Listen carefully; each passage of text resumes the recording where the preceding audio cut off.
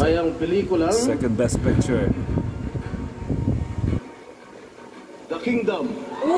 Oh! APT Entertainment, Yes. MZ Productions.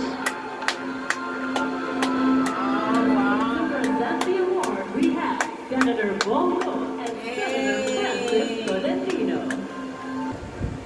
The Kingdom, Second Best Picture. Yay!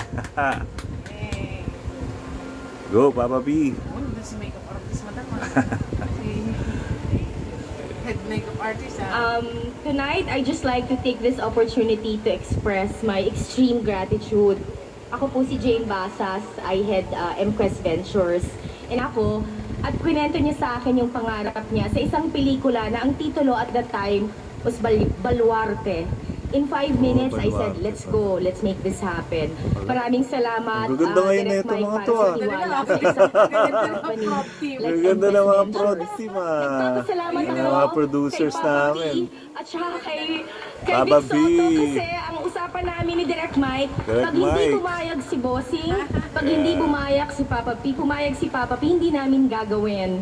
Thank you very much for loving the film, pala to the ako, cast, the crew, the creative people, production people. Maraming salamat po. This will embolden us to make better, bolder, bigger films in the future. Maraming salamat po.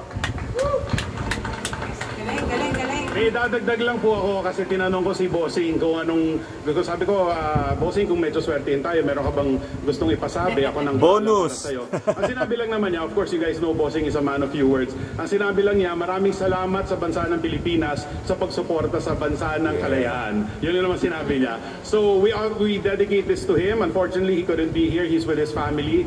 Pero maraming salamat, Bossing. Mabuhay ang Lakan, mabuhay ang The Kingdom. Mabuhay!